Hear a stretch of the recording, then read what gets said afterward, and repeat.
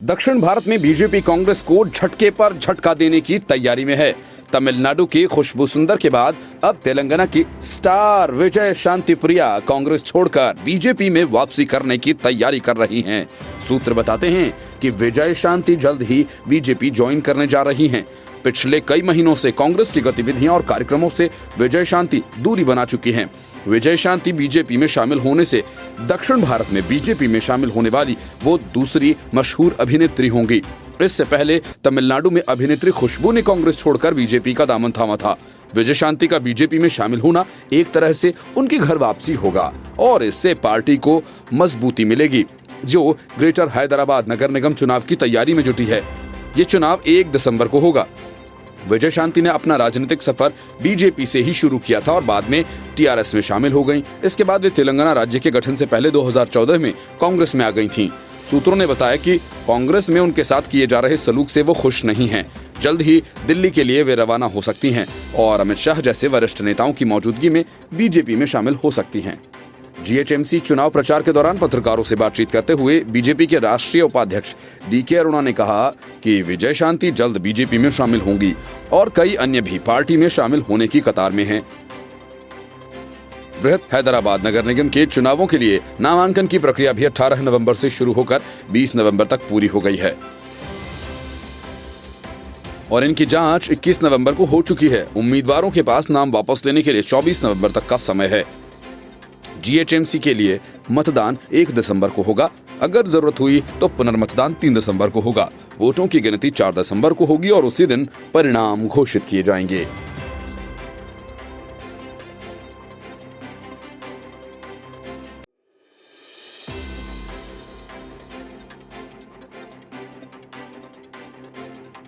बिहार में 5 सीटें क्या मिल गईं? असदुद्दीन ओवैसी के सपनों को पंख लग गए और वो बंगाल में बड़ा खेल करने की तैयारियों में जुट गए। इतना ही नहीं, ओवैसी ने ममता बनर्जी को चुनावी गठबंधन करने का ऑफर तक दे डाला। ओवैसी ये मानकर चलने लगे कि बिहार के बाद बंगाल का रास्ता उनके लिए आसान हो जाएगा, क्योंकि बंगाल में बिहार के मुकाबले ज्यादा मुस्लिम मतदाता हैं। ओवैसी को लेकर मीडिया का वर्ग इस बात की भविष्यवाणी करने लगा कि ओवैसी बंगाल में बड़े खिलाड़ी बनकर उभरेंगे। लेकिन इस तरह के तमाम कयासों और उम्मीदों के बीच बंगाल में ओवैसी को बड़ा झटका लग गया। एआईएमआईएम नेता अनवर पाशा तृणमूल कांग्रेस में शामिल हो गए। इतना ही नहीं, पार्टी छोड़ने के बाद पाशा ने ओवैसी के राजनीतिक एजेंडे पर ही सवाल उठा दिए। अनवर पाशा ने कहा, एआईएमआईएम ने बिहार विधानसभा चुनाव में ध्रुवीकरण की राजनीति का सहारा लेकर बीजेपी को जिताने में मदद की है। ये मदद बेहद खतरनाक है और पश्चिम बंगाल में ऐसा नहीं होने दिया जा सकता।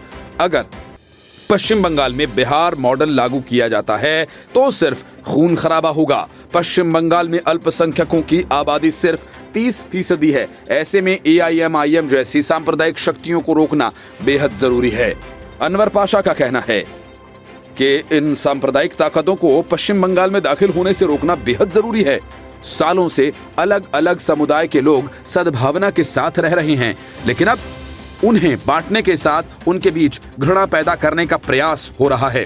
इसके बाद पूर्व एआईएमआईएम नेता ने ममता बनर्जी की शान में कसीदे पढ़े। पाशा ने कहा, ममता बनर्जी इकलौती मुख्यमंत्री थीं जिन्होंने सीएए और एनआरसी के विरोध में आवाज बुलंद की। लोग पश्चिम बंगाल के मुख्यमंत्री ममता बनर्जी पर तुष्टीकरण की राजनीति का आरोप लगाते हैं, जबकि सच ये है कि अगर वे इमामों की आर्थिक सहयोग करती हैं तो पुजारियों का भी करती हैं। ये अपना सिर ढककर आमीन कहती हैं तो पूजा करने के लिए मंदिर भी जाती हैं। इतना सेक्युलर नेता अपने जीवन में नहीं देखा। पाशा ने कहा कि मेरा पश्चिम बंगाल के मुस्लिमों से अनुरोध है, वे भगवा को प्रदेश से दूर रखने के लिए ममता बनर्जी की मदद करें। इसके बाद ओवैसी के विरुद्ध खरी खरी बोलते हुए अनवर पाशा ने कहा, मेरा उनके लिए एक पैगाम है, चुनाव लड़ने के लिए बंगाल आने की कोई जरूरत नहीं। बंगाल को आपकी कोई जरूरत नहीं। अगर फिर भी आप आते हैं तो हम डटकर आपसे लड़ेंगे। हम पश्चिम बंगाल में आपको ध्रुवीकरण की राजनीति नहीं करने देंगे और न ही बीजेपी को जिताने में मदद करने देंगे। बिहार विधानसभा चुनावों में असदुद्दीन ओवैसी की पार्टी ने 5 सीटें हासिल की थीं, जिसके बाद पश्चिम बंगाल के आगामी चुनावों को लेकर तमाम तरह के कयास लगाए जा रहे हैं। Bureau report, news of India.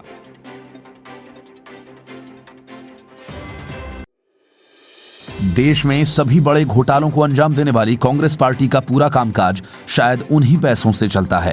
Congress के दफ्तर में हवाला के जरिए करोड़ों रुपए भेजे जाने का खुलासा पहले तब हुआ था जब कर्नाटक के अध्यक्ष डीके शिव कुमार के दिल्ली स्थित फ्लैट पर छापा पड़ा था और इस सिलसिले में चांदनी चौक इलाके से भी गिरफ्तारी हुई थी।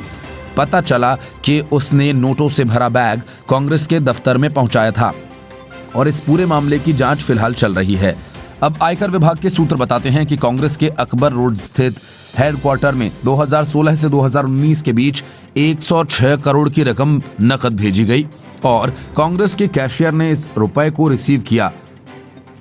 टाइम्स नाउ न्यूज चैनल का दावा है कि उसके पास आयकर विभाग का 408 पन्नों का डोजियर है, जिसके मुताबिक ये बेहिसाब नकदी बारी बारी से कई किश्तों में कांग्रेस के मुख्यालय में पहुंचाई गई और पार्टी के कैशियर ने इसे प्राप्त किया।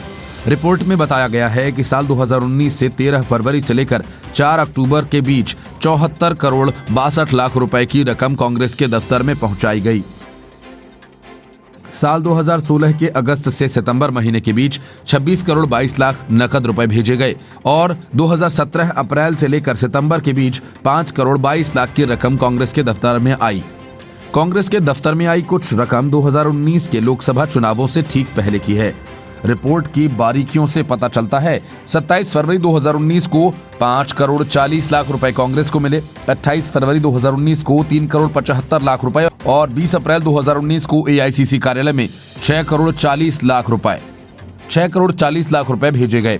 इसके बाद 24 अप्रैल 2019 को 5 करोड़ 45 लाख रुपए की एक और किश्त दी गई।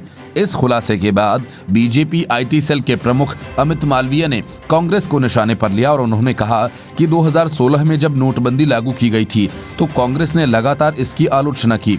अब कांग्रेस को मुख्यालय में आए इस धन का जवाब देना होगा। अमित मालवीय ने कहा, ये गांधी परिवार के पैसे के प्रति लालच और भूख की ओर इशारा करता है।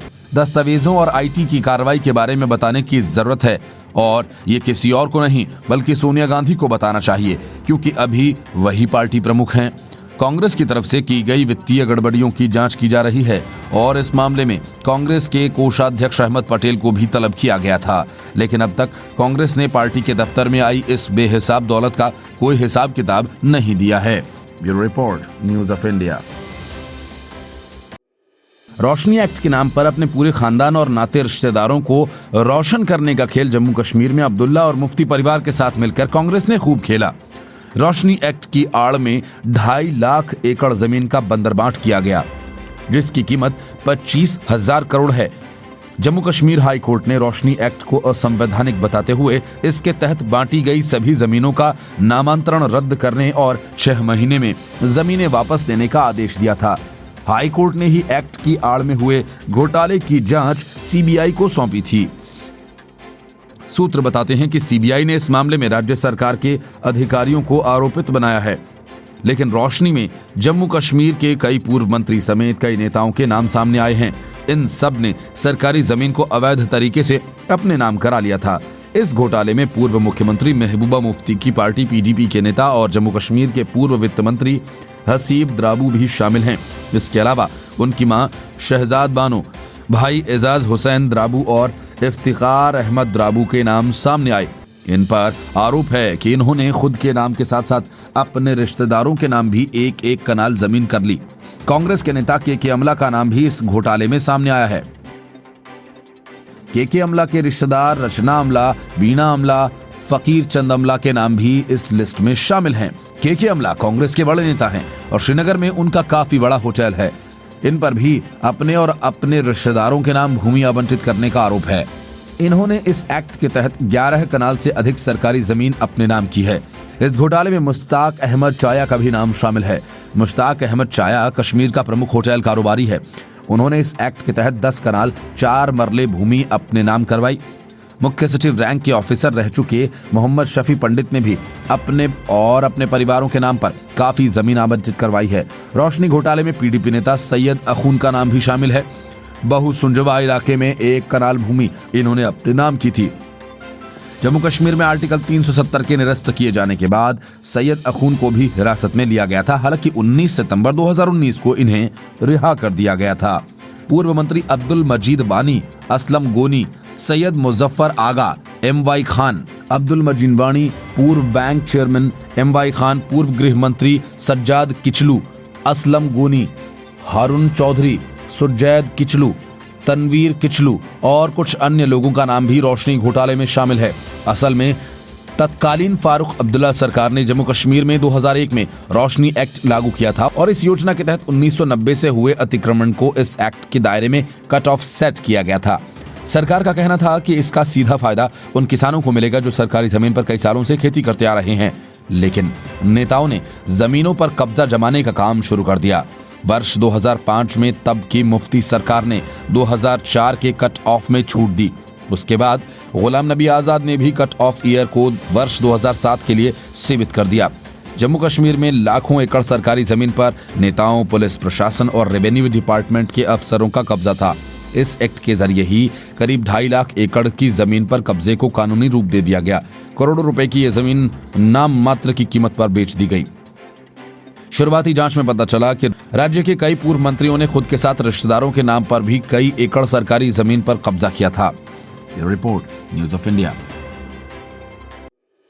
उद्धव ठाकरे की पार्टी के विधायक और प्रवक्ता प्रताप सरनाइक ईडी के जाल में फंस गए हैं। सूत्र बताते हैं कि टॉप सिक्योरिटी ग्रुप और सरनाइक के परिवार के बीच हुई वित्तीय लेन देन में पाई गई गड़बड़ियों की जांच कर रही ईडी ने सरनाइक के ठाणे स्थित आवास सहित उनके 10 ठिकानों पर छापेमारी की। लेकिन ये छापेमारी क्यों की गई, अब तक इस बात का खुलासा पूरी तरह से नहीं हो पाया है। प्रवर्तन निदेशालय को शक है कि प्रताप सरनाइक और उसके परिवार ने अपने फाइनेंशियल ट्रांजैक्शंस को छिपाया। इसके अलावा इसकी आड़ में क्या सब किया जा रहा है, इसकी जांच ईडी के अधिकारी कर रहे हैं। शिवसेना के प्रवक्ता Pratap Sarnaik real estate developer हैं। शिवसेना में उनको एक तेज तर्रार नेता के तौर पर जाना जाता है। प्रताप सरनाइक के घर ईडी की छापेमारी के बाद महाविकास अघाड़ी सरकार में हंगामा मच गया। शिवसेना ने तत्काल अपना रटा रटाया बयान जारी कर दिया। ये सब केंद्र सरकार के बदले की भावना है और अपने खिलाफ उठने वाली आवाज को दबाने की कोशिश है। प्रताप सरनाइक के परिवार वालों का ये कहना है कि ईडी की तरफ से उन्हें कोई समन नहीं भेजा गया। बीजेपी नेता किरीट सोमैया ने कहा कि ईडी बिना होमवर्क के नहीं जाएगी। अगर सरनाइक ने भ्रष्टाचार किया होगा तो कार्रवाई होनी चाहिए। प्रताप सरनाइक को फंसता देख संजय राउत सामने आए और भ्रष्टाचार के मामले में की गई छापेमारी को महाराष्ट्र का अपमान बता दिया। संजय राउत ने कहा कि महाराष्ट्र को बदनाम करने का षड्यंत्र है। महाराष्ट्र में एजेंसीज का उपयोग कर कोई यहाँ की सरकार गिराना चाहता है तो वह मूर्ख है। उन्होंने कहा कि कोई भी विधायक दबाव में नहीं आने वाला है, कुछ भी कर लो, हम घुटने नहीं टेकने वाले हैं। संजय राउत ने प्रताप सरनाइक के ठिकानों पर छापेमारी को एक राजनीतिक साजिश बताया। ईडी ने न सिर्फ प्रताप सरनाइक और पुणे और मुंबई स्थित ठिकानों पर छापेमारी की, बल्कि इस दौरान छापेमारी के दौरान प्रताप सरनाइक के बेटे विहांग को ईडी दफ्तर लाया गया। अपने विधायक के घर पर ईडी की छापेमारी से शिवसेना भड़की हुई है। शिवसेना सांसद प्रियंका चतुर्वेदी ने कहा कि केंद्र सरकार अपने विरोधियों को चुप कराने के लिए ईडी, आईटी, सीबीआई का इस्तेमाल कर रही है। आज की छापेमारी सिर्फ प्रतिशोध है।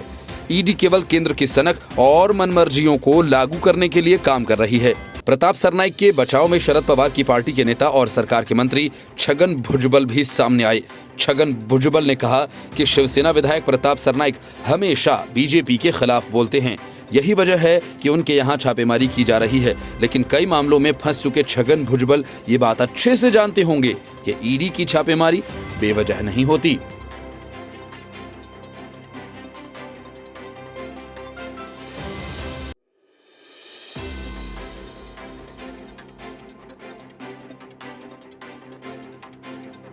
राष्ट्रीय सुरक्षा सलाहकार अजीत डोभाल से पाकिस्तान कितना डरता है, इसका अंदाजा पाकिस्तान के रिटायर्ड एयर मार्शल और पूर्व राजदूत शहजाद चौधरी के हाल में छपे लेख से लगाया जा सकता है। पाकिस्तानी अखबार द एक्सप्रेस ट्रिब्यून में छपे लेख में शहजाद चौधरी ने दावा किया कि अजीत डोभाल गंदे हथकंडे अपना रहे हैं। उन्होंने लिखा कि 2014 में नरेंद्र मोदी के पीएम बनने के साथ एनएसए बनाए गए अजीत डोभाल खुफिया विभाग के दक्ष और अनुभवी व्यक्ति हैं और 90 के दशक में 6 वर्षों तक पाकिस्तान में रह चुके हैं। शहजाद चौधरी के अनुसार अजीत डोभाल ने उस दौरान पूरे पाकिस्तान का दौरा किया था और अपने देश के प्रति अपनी ड्यूटी को निभाते हुए समाज में कई वर्गों में भारत और उसके अभियान के लिए सहानुभूति और समर्थन को लेकर एक बड़ा नेटवर्क भी तैयार किया था। उन्होंने कबूल किया कि पाकिस्तानी समाज में भारतीय कूटनीतिज्ञ खासे लोकप्रिय हैं। वो लिखते हैं कि लौटते ही डोभाल ने कश्मीर इंतिफाद का सफलतापूर्वक निपटारा किया। शहजाद चौधरी ने लिखा कि बतौर एनएसए अजीत डोभाल ने अपने कर्तव्यों की फहरिस्त में जम्मू और कश्मीर पाकिस्तान को सबसे ऊपर रखा हुआ है। पाकिस्तान की समझ से भारत पाकिस्तान संबंधों की नीतियां साउथ ब्लॉक में न बनकर एनएसए द्वारा बनाई जाती हैं और यही चिंता उसे खाए जा रही है। चौधरी का दावा है कि एक सेमिनार में अजीत डोभाल ने कहा था कि पाकिस्तान से निपटने के लिए आक्रामक नीति अपनानी होगी, जिसमें पाकिस्तानियों को एसेट की तरह प्रयोग में लाना होगा। शहजाद चौधरी का कहना है कि 2008 में हुए मुंबई हमलों के बाद जरूर भारत ने पाकिस्तान पर आतंकवाद के आरोप लगाए थे, लेकिन अजीत डोभाल ने इस प्रक्रिया को एक इंडस्ट्री के रूप में बदल दिया है। शहजाद चौधरी को इस बात की चिंता ज्यादा है कि अब भारत ने नीति बना ली है कि कश्मीर में जो भी होगा उसके बदले पाकिस्तान के बलूचिस्तान में कई घाव दिए जाएंगे। उनका दावा है कि अजीत डोभाल बलूचिस्तान को एक नया जम्मू कश्मीर बनाना चाहते हैं, उसे विवादित क्षेत्र बनाना चाहते हैं। पाकिस्तानी विश्लेषकों का कहना है कि जम्मू कश्मीर में पाकिस्तान के खिलाफ अपनाई गई रणनीति को अब अजीत डोभाल लद्दाख में चीन के खिलाफ आजमा रहे हैं। चौधरी को इस बात की आशंका है कि भारत एक दुश्मन है और वो यही कार्य करेगा जो दुश्मन करते आए हैं।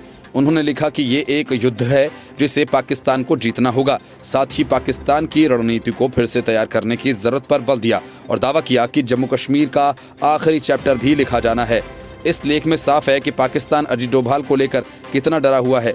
जम्मू कश्मीर में बड़ी साजिश के तहत आए 4 जैश के आतंकियों के नगरोटा में भारतीय सुरक्षा बलों के हाथों मारे जाने के बाद दोनों देशों के बीच फिर तनाव का माहौल है। बीएसएफ के डायरेक्टर जनरल राकेश अस्थाना के द्वारा जवानों को आदेश दिया गया कि वो जम्मू कश्मीर के सांबा और राजौरी सेक्टर में भारत और पाकिस्तान की सीमा पर गश्त में तेजी और सतर्कता लाएं, क्योंकि वहां आतंकियों के कुछ अन्य सुरंगों की भी मिलने की आशंका है।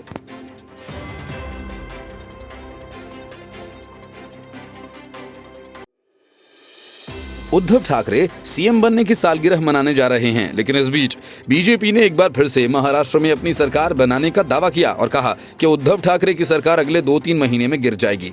बीजेपी नेता और केंद्र सरकार के मंत्री राव साहिब दानवे ने तो एक तरह से उद्धव सरकार को विदाई की तारीख भी तय कर दी।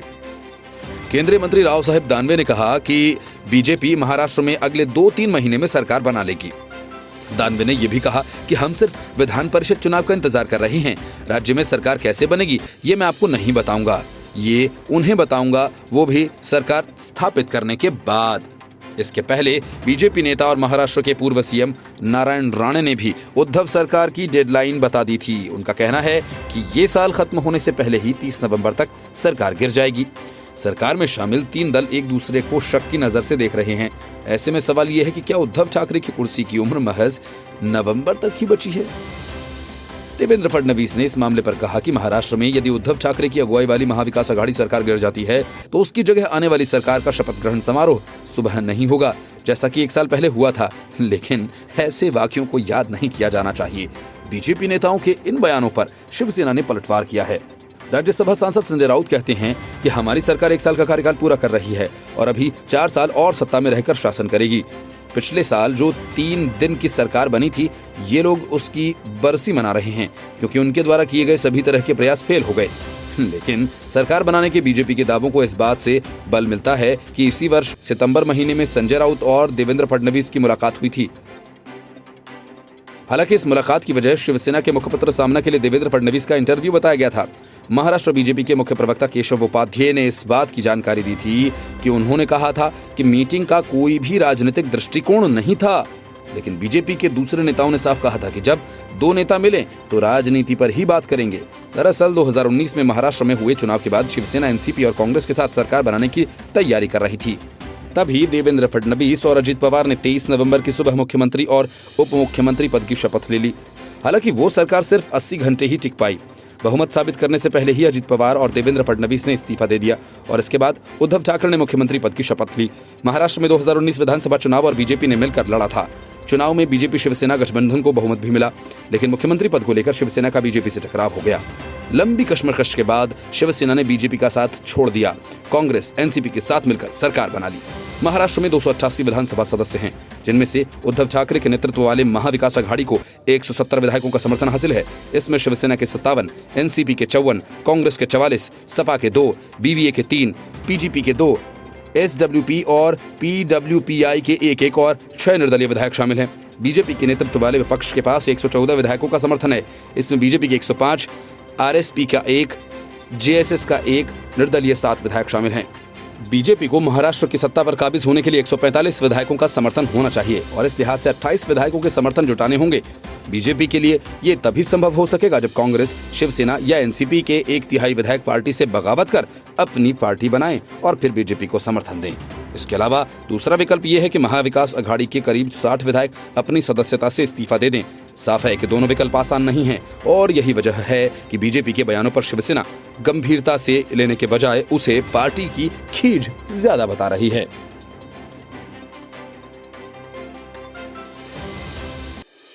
विधायक प्रताप सरनाईक के 10 ठिकानों पर ईडी की छापेमारी से शिवसेना में हड़कंप मचा हुआ है।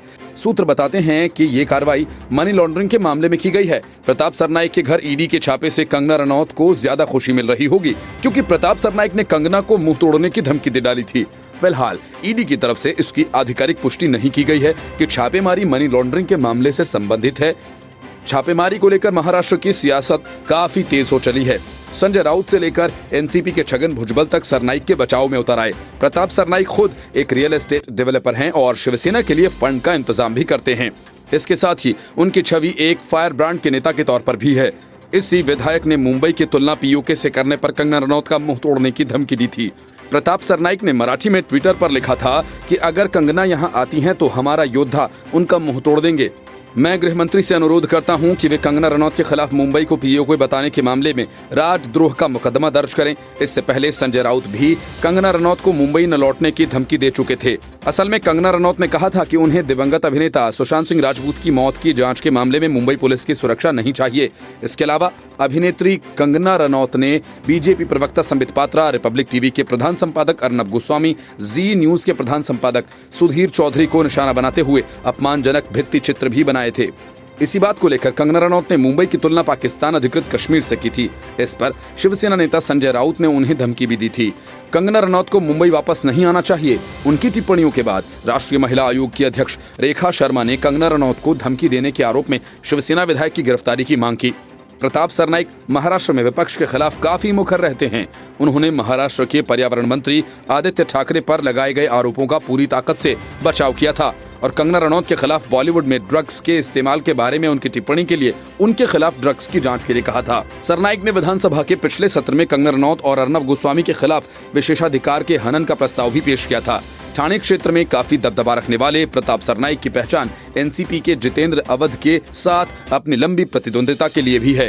हालांकि वक्त बदलता है तो तस्वीर भी बदली। आज जितेंद्र अवध ठाकरे सरकार में कैबिनेट मंत्री हैं। हालांकि महाराष्ट्र में महाविकास अघाड़ी सरकार बनाने के लिए शिवसेना और एनसीपी के हाथ मिलाने के बाद सरनाईक और अवध साथ आए थे।